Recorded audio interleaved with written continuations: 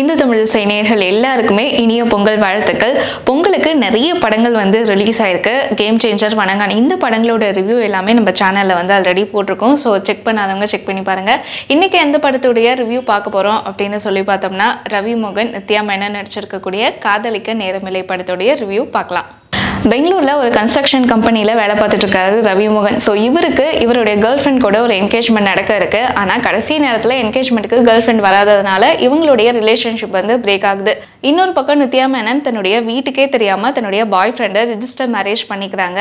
மேரேஜுக்கு அப்புறமா தன்னுடைய ஹஸ்பண்ட் வந்து இன்னொரு பொண்ணு கூட ரிலேஷன்ஷிப்ல இருக்காங்க அப்படிங்கிற விஷயம் தெரிய வந்ததுமே நித்யா மேனன் அந்த ரிலேஷன்ஷிப்பை பிரேக்கப் பண்றாங்க. ஸோ காதல் திருமணம் தோல்வி அப்படின்னு சொல்லி ரொம்ப விரக்தியில் நித்யா மேனன் இருக்கும்போது ஒரு குழந்தை பெற்றுக்கலாம் அப்படிங்கிற ஆசை வருது. குழந்தை பெற்றுக்கிறதுக்கு எதுக்கு கல்யாணம் தேவை அப்படின்னு யோசிச்சுட்டு ஒரு ஸ்பெர்ம் டோனர் மூலமா கன்சீவ் ஆகுறாங்க. குழந்தையும் பெற்று வளர்த்துட்டு இருக்காங்க. இதுக்கிடையில நித்யா மேனன் வந்து பெங்களூர் போகும்போது எதேச்சையா ரவி மோகனை வந்து மீட் பண்றாங்க.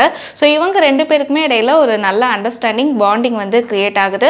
ரவி மோகனுக்குமே வந்து நித்யா மேனனோட அந்த குட்டி பையன் மேல ரொம்பவே ஒரு பிரியம் வந்து இருக்கு. ஸோ இவங்க மூணு பேருமே லைஃப்ல ஒன்று சேர்றாங்களா? நித்யா மேனன் பெற்றுக்கிட்ட அந்த குழந்தையோட அப்பா யாரு? ஸோ இந்த மாதிரியான கேள்விகளுக்கு விடைதான் காதலிக்க நேரமில்லை படத்துடைய கதை. இந்த தலைமுறை இளைஞர்களுக்கு பிடிக்கிற மாதிரியான ஒரு கதைக்களத்தை இயக்குனர் கிருத்திகா உதயநிதி எடுத்திருக்காங்க. குறிப்பா தமிழ் சினிமாவில் இதுக்கு முன்னாடி பல படங்கள்ல ரொம்பவே அபத்தமா சித்தரிச்ச அல்லது காமெடியா கடந்து போன கே லவ், கே பேரண்டிங் இந்த மாதிரி ரொம்ப சென்சிட்டிவான விஷயத்த இந்த படத்துல ரொம்பவே நேர்மையா சின்சியரா அட்டம் பண்ணியிருக்கிறதுக்காகவே அவங்களுக்கு ஸ்பெஷல் வாழ்த்துக்கள். இருந்தாலுமே வந்து இந்த கே லவ் அப்படிங்கிற அந்த விஷயத்த வந்து யோகி பாபு கிண்டல் பண்ற மாதிரியான சில வசனங்கள் படத்துல இருக்கு. அதையும் கொஞ்சம் கவனம் செலுத்தி தவிர்த்திருக்கலாம் அப்படிங்கிறது சந்தேகம் கிடையாது. ஸோ படம் வந்து ஸ்டார்ட் ஆனதுலேருந்து கிட்டத்தட்ட ஒரு 20 நிமிஷம் வரைக்குமே மெயின் ட்ராக் எப்படா ஸ்டார்ட் ஆகும் அப்படிங்கிற மாதிரி ஒரு லேக் வந்து ஃபர்ஸ்ட் ஒரு 20 மினிட்ஸ் கிட்ட கண்டிப்பாக இருக்க தான் செய்யுது. கதையுடைய ஹீரோவை ஜெயம் ரவி குறையில்லாத ஒரு நடிப்பை வந்து கொடுத்துருக்காரு. ஹீரோவை விடவே முக்கியத்துவம் கொண்ட ஒரு கேரக்டர் நித்யா மேனனுக்கு அதையுமே அவங்க ரொம்பவே அழகாக வந்து நடிச்சு கொடுத்துருக்காங்க. டிஜே பானுவுக்கு படத்தில் பெருசாக வேலை கிடையாது. யோகி பாபுவுடைய கவுண்டர்ஸ் வந்து பெருசாக சிரிக்க வைக்கல அப்படின்னாலும் ஸோ அவருடைய முந்தைய படங்கள்லாம் வந்து ஒரு மைனஸ் வந்து சொல்லிகிட்டே இருப்பாங்க. லைக் அவருடைய காமெடி வந்து சிரிக்க வைக்கல அப்படின்னாலும் பல இடங்களில் வந்து இரிட்டேட் ஆகுது அப்படிங்கிற மாதிரி சொல்லுவாங்க. ஸோ அந்த ஒரு விஷயம் வந்து இந்த படத்தில் இல்லை அப்படிங்கிறது ஆறுதலான விஷயம். இவங்களை தவிர மனோ, லால், வினோதினி, லட்சுமி ராமகிருஷ்ணன் அப்படின்னு சொல்லிட்டு இவங்களுடைய கேரக்டர்ஸ் எல்லாமே நீட்டாக எழுதப்பட்டிருக்கு. அவங்களுமே அந்த கேரக்டருக்கு என்ன தேவையோ அதை வந்து கரெக்டாக பண்ணியிருக்காங்க. படத்துக்கு வந்து மியூசிக் ஏஆர் ரஹ்மான் பண்ணியிருக்காரு. ரொம்பவே ப்ளசண்ட்டாக இருக்கு.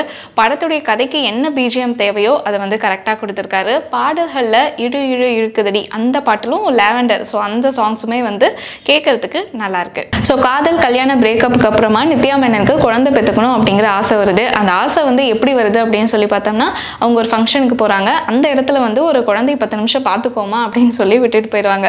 ஸோ அந்த ஒரு 10 நிமிஷத்துல தான் வந்து அந்த குழந்தையை பார்த்து நித்யா மேனன் கல்யாணமே வேண்டாம் ஆனால் குழந்தை பெற்றுக்கணும் அப்படிங்கிற ஒரு முடிவு எடுப்பாங்க.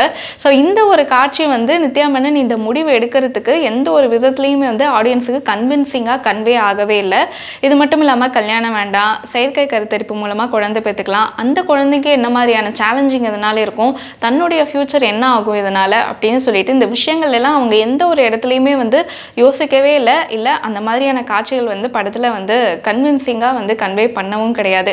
அது மட்டும் இல்லாமல் அந்த குழந்தை பிறந்ததுமே அந்த குழந்தைக்கான ஒரு சவாலான விஷயம் என்னவா இருக்குது படத்தில் அப்படின்னு சொல்லி பார்த்தோம்னா, உன்னுடைய அப்பா எங்க அப்படின்னு சொல்லி சொசைட்டி கேட்குறது. இந்த ஒரு விஷயம் மட்டும்தான் அந்த குழந்தையை அஃபெக்ட் பண்ணுதா, மற்ற விஷயங்கள் எதுவுமே இல்லையா அப்படின்னு சொல்லி நமக்கு கொஷின் ரைஸ் ஆகுது. ஆனால் இந்த ஒரு விஷயம் மட்டுமே வந்து படத்தில் ஃபோக்கஸ் பண்ணியிருக்காங்க.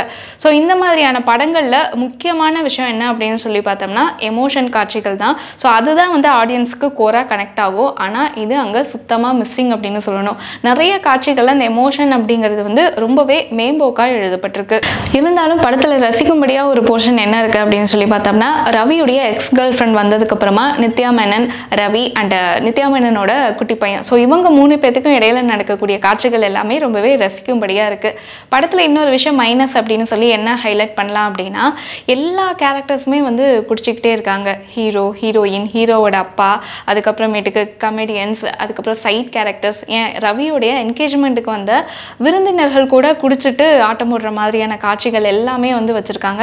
ஸோ இந்த படத்தில் இவ்வளோ நாளாக அபத்தமாக நம்ம பார்த்துட்டு இருந்த ஒரு அல்லது படங்களில் சித்தரித்த கே லவ், அதே மாதிரி அந்த IVF இந்த மாதிரியான விஷயங்களை நார்மலைஸ் பண்ணியிருக்காங்க அப்படிங்கிறது ஓகே, பாராட்டுக்குரிய விஷயம். ஆனால் இது கூட சேர்த்து குடிக்கிறதையும் வந்து நார்மலைஸ் பண்ணுற மாதிரியான காட்சிகள்லாம் வந்து இருக்கிறது அப்படிங்கிறது கண்டிப்பாக ஏற்றுக்க முடியாதது.